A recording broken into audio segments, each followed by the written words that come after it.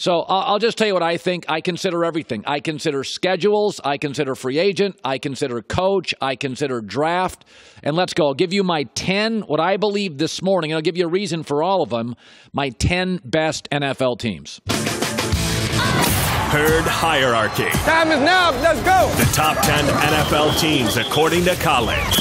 Number 10. Dallas Cowboys. I think they have a fairly low ceiling. I think there's some limitations offensively, but I love their roster. I get Amari Cooper for a full year. They added Randall Cobb and the adult grown-up in the room, Jason Witten.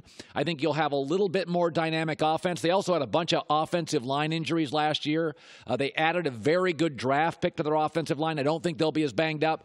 This is a very good team.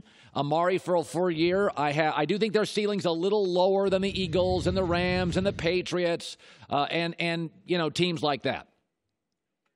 Every year in the NFL, there's a surprise team, and mine's the Niners. Jimmy Garoppolo is back.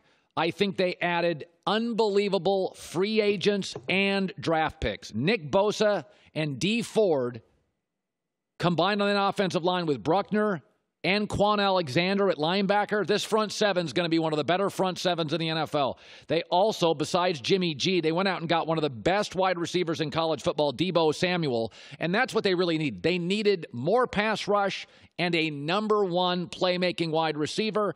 Listen, don't kid yourself. We know every year a good team goes into the tank. Last year, Jacksonville.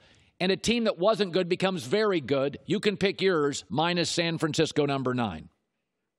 Chargers. And now it's inches, not feet here with all these teams, except my number 1 team. Chargers arguably have the best roster in the NFL. Their weakness over the last 2 years has been addressed. They did it again in this draft. They went and got a nose tackle. They have great edge rushers, but not much of an interior push. So they drafted Jerry Tillery from Notre Dame that will include the interior push. Phillip Rivers sometimes worries me in big games with his decisions, and I don't know if they have an A coach. I think they have a B-plus coach and a B-plus quarterback. Phillip does worry me in big spots, and I thought they really got overwhelmed in that playoff game, a total head-scratcher. You just don't see that with the Patriots, so I'd put them at 8. Kansas City, a smidge better because I know Andy Reid more and his history. I think Tyreek Hill potentially not being there, I don't think you can replace him. I don't think Patrick Mahomes, when he lost Kareem Hunt last year, was quite as good. They lost Dee Ford, although they did add Frank Clark. I like them a lot. But I just think if Tyreek Hill's not here, he's the fastest player in the league I've seen since Deion Sanders. I've had defensive people in the league say there's no real answer for him. I mean, you got to double him. We don't have anybody that can keep up with him, so I have them at 7. Green Bay, I like Green Bay a lot. I think, first of all, I thought their draft and their free agent period loaded up heavy on defense, so it's no more excuses. Aaron's got the coach he wants. He's got a new, smart, young coach, more progressive. And I think defensively, this will be Aaron's most athletic defense since his Super Bowl year. So I like Green Bay more than everybody else does. I think they win their division.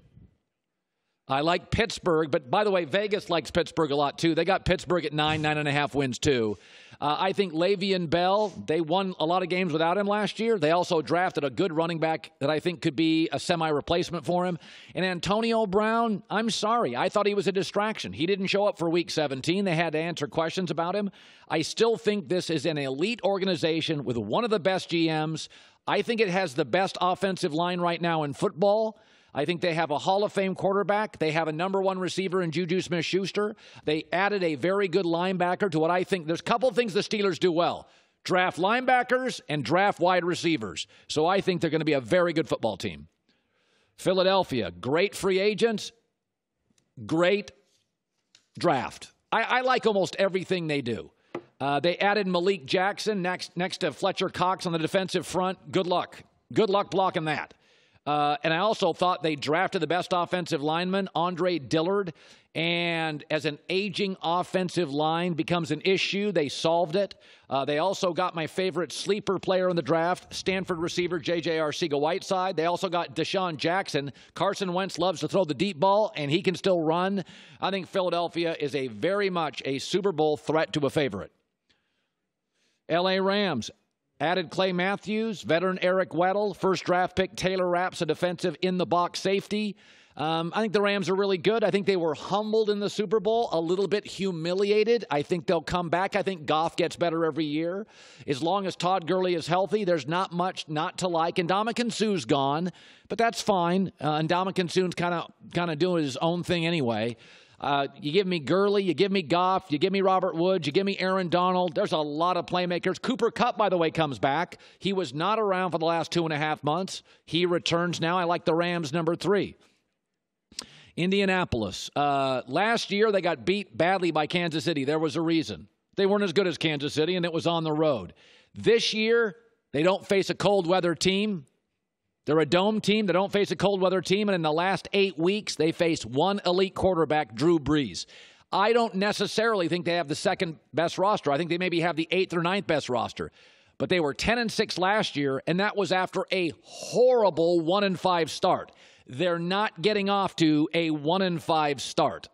I think this team, once again, had one of the best drafts, added Justin Houston, a pass rusher. It is a very young team who nailed their first 3 picks last year. I think they nailed their first 3 picks. And frankly, I still think that division is theirs. They have owned Tennessee and have had their way with Houston in big spots. So I just think they have a psychological edge. And number 1, New England.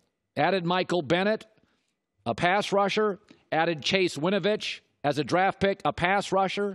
So there was 2 or 3 things they needed. They addressed the pass rushing. They addressed a wide receiver. Now, they did not address the tight end. They got Austin Seferian Jenkins, a veteran tight end, a big guy. He's got Gronk's size, but I don't think Gronk necessarily blocking ability. But this is the best coach and still among the best quarterbacks in the game, the best system, the best overall coaching staff. Their money at home, and they once again are in a division with 3 rebuilding teams, Bills, Jets, Dolphins, so they have a chance to go 6-0 in division. Hi, everybody. Thanks for watching. Subscribe here to get the latest from the show.